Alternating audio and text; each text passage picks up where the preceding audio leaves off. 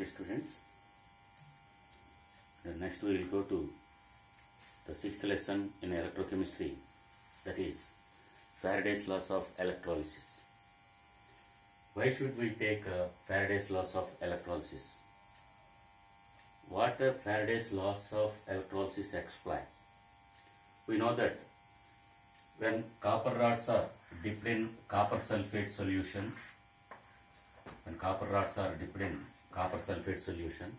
and if a battery is connected like this and a current is passed through the copper sulfate solution, from anode to cathode the copper transfer takes place. How much copper is deposited at a cathode, okay, or how much another element formed at a anode. The quantity of a substance formed at electrodes is given by Faraday's laws of electrolysis. Okay, so how much quantity of a substance is deposited at a cathode or anode is given by Faraday's laws of electrolysis. Faraday's first law of electrolysis. Faraday's first law of electrolysis.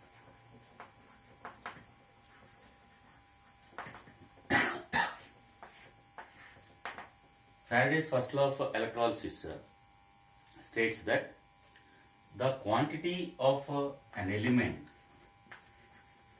the quantity or amount of an element formed at an electrode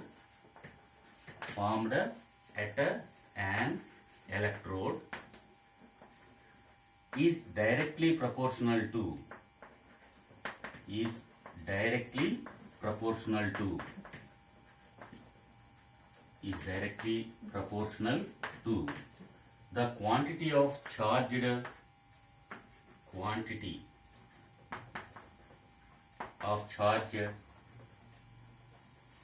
the quantity of charged passed through the electrolyte. Okay, say m is the mass of an element deposited at an electrode.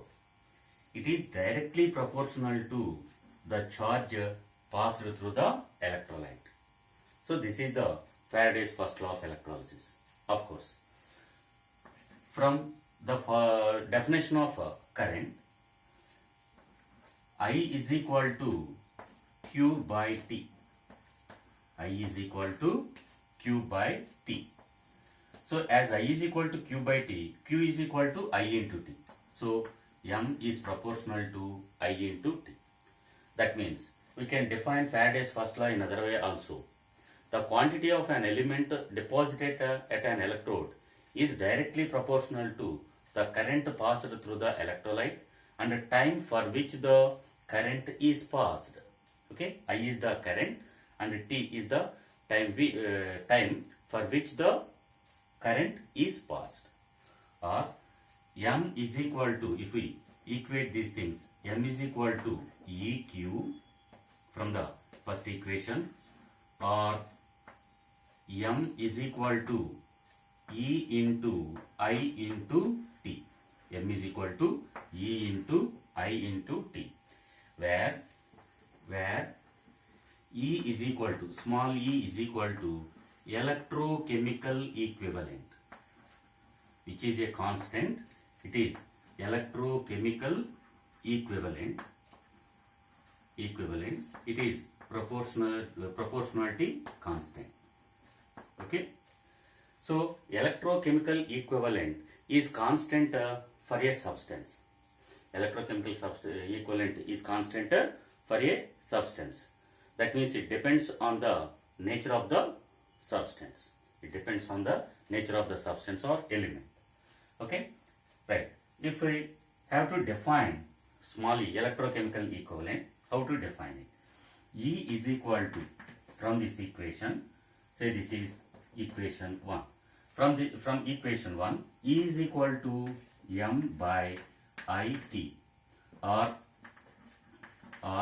E is equal to M by Q.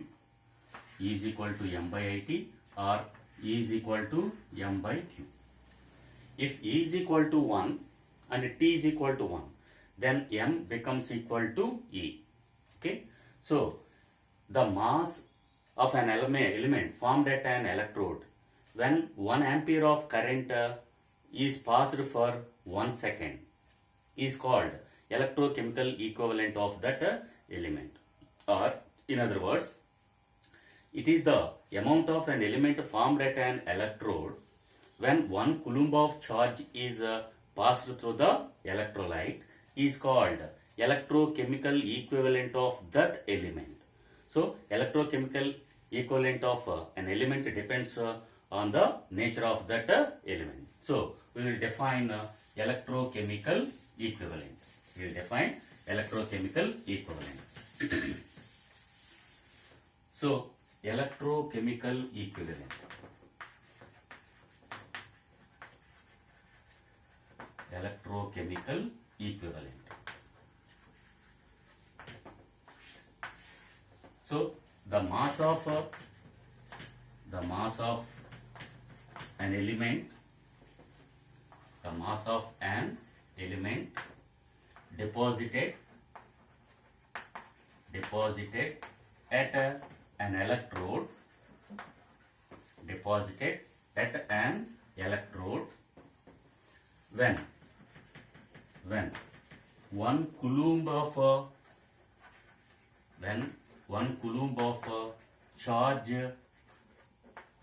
coulomb of charge is passed through the electrolyte,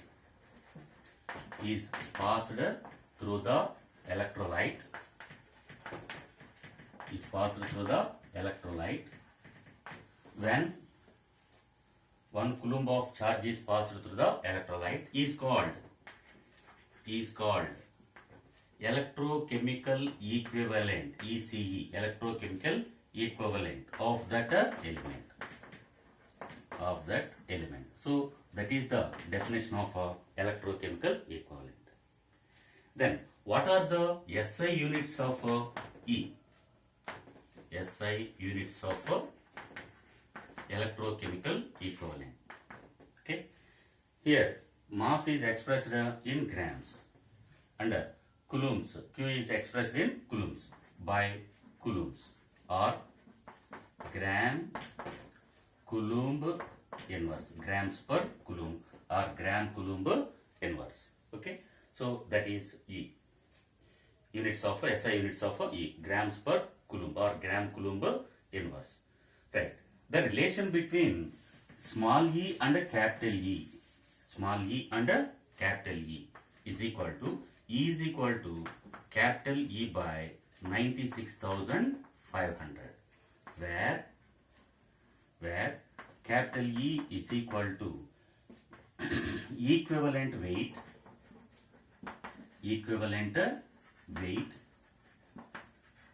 or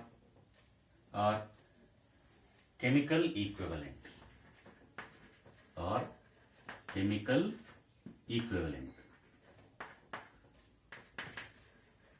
So, equivalent weight E and electrochemical equivalent small e are related as small e is equal to capital E by 96,500. We know that how to get equivalent weight for an element. For an element, E is equal to, for an element, capital E is equal to atomic weight by valency. Okay. So, A is equal to atomic weight and Z is equal to valency. Okay. We might have gone through this formula in the first year, calculating equivalent weight for different substances, right? So, for an element, equivalent weight E is equal to A by Z, where Z is the valency and A is the atomic weight. Substituting in the equation 1, M is equal to small e into small e into I into T, or M is equal to E by 96,500 into I into T, or M is equal to E is equal to A by Z. A into I into T by Z into 96,500. Okay? Or instead of I into T, we can write Q also.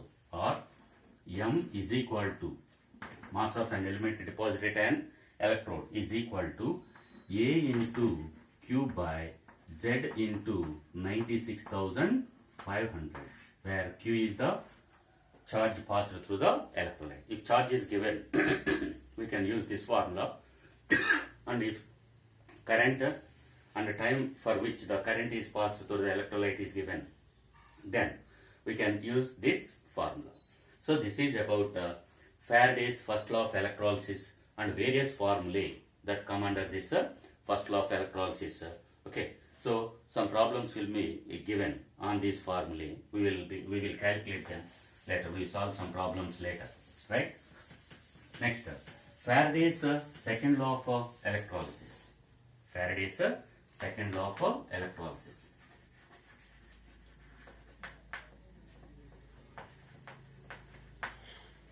Faraday's second law of electrolysis.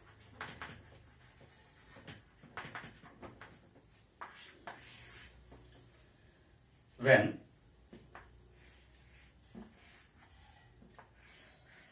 three electrolytic cells or more than one electrolytic cells are connected in series, say for this, for example, here this is copper sulfate, say this is zinc sulfate, ZnSO4, zinc sulfate, say this is AgNO3, silver nitrate solution, AgNO3. Take copper rods in the copper sulfate solution, take zinc rods in the zinc sulfate solution, and silver rods in AgNO3 solution, and connect them in series. So in series means positive pole to negative pole to positive pole, like that. Okay, and connect them in series and pass current through the series of electrolytes for some time.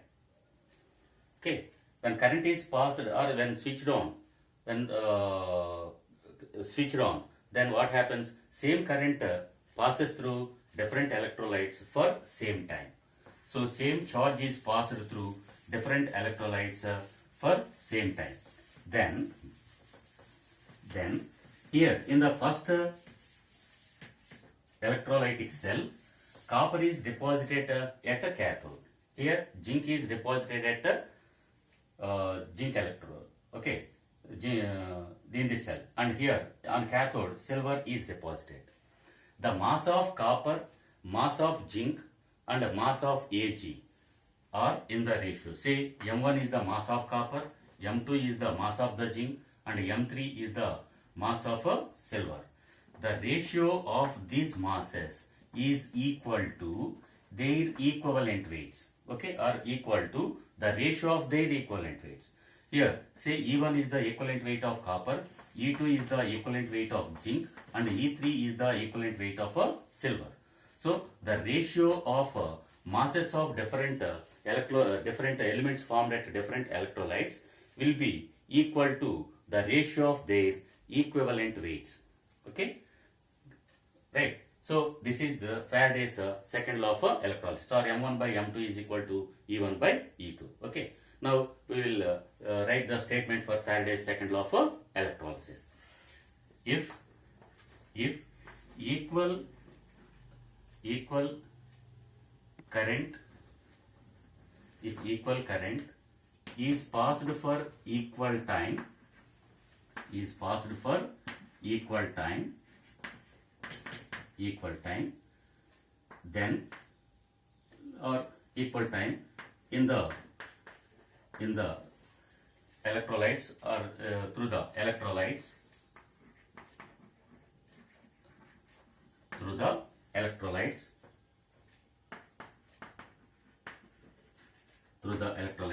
which are connected in series, then the ratio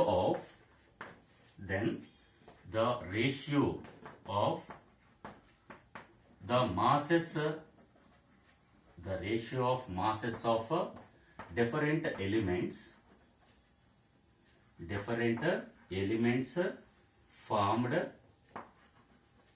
elements formed at different electrodes is in the ratio of their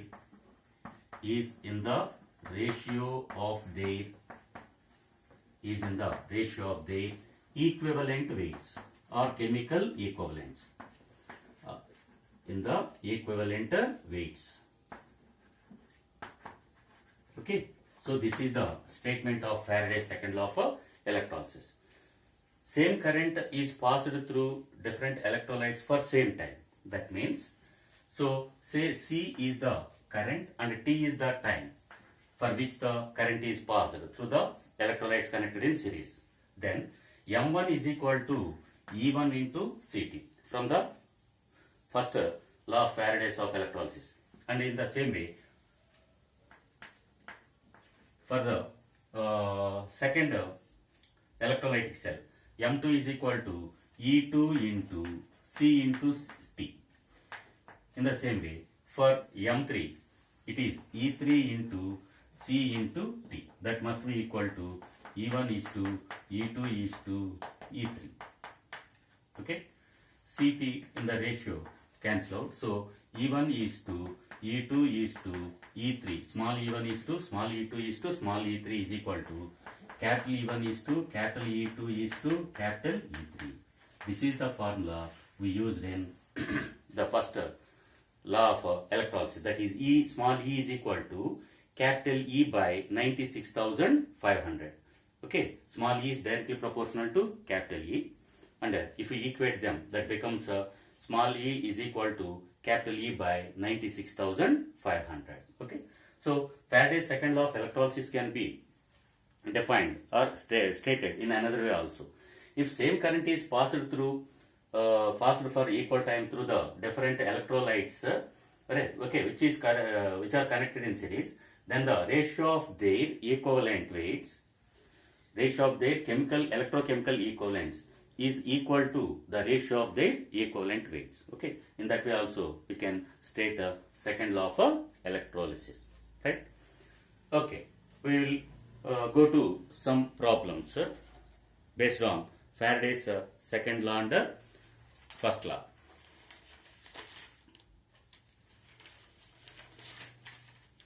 There are some formulae which are to be keep in mind.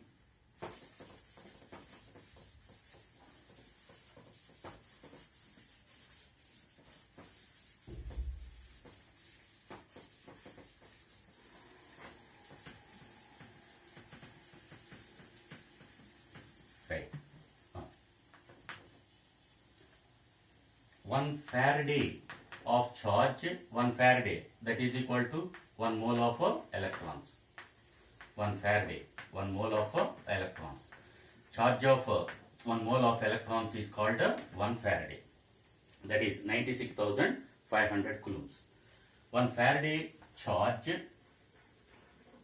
forms 1 gram equivalent weight of an element. So this must be kept in mind. Always 1 Faraday of charge forms 1 equivalent weight of an element. Right? So here 1 Faraday means 96,500 coulombs or 1 mole of electrons. 1 mole of electrons.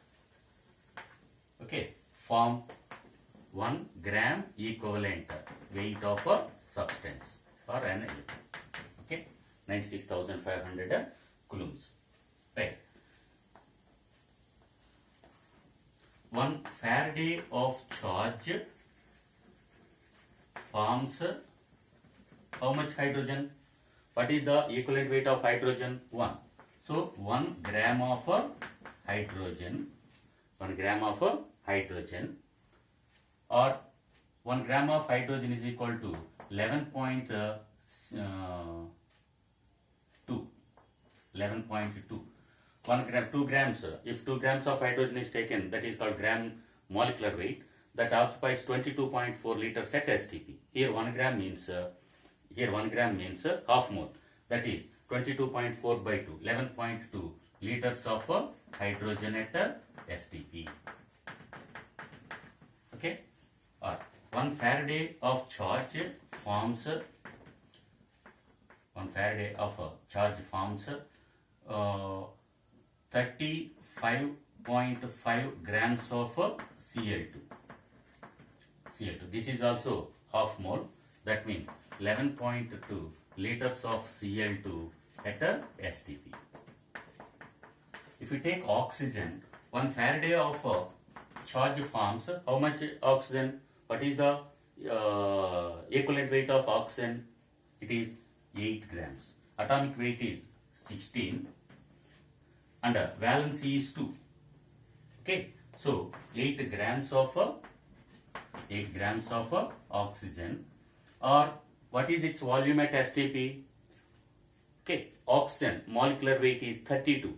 So 32 by 8, number of equivalents is equal to 32 by 8. 32 by weight means 1 by 4. So 22.4 by 4.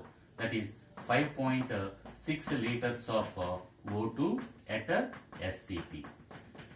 The above two are monovalent. This is bivalent.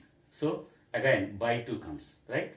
So this is important formulae. These are the important formulae that are to be remembered. Next one, 1 Faraday of charge. 1 Faraday of charge forms 1 mole of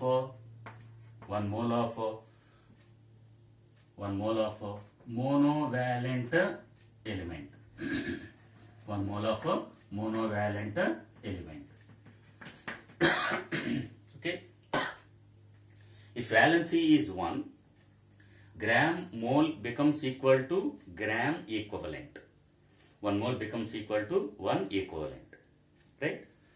So 1 Faraday of charge forms half mole of a bivalent element. If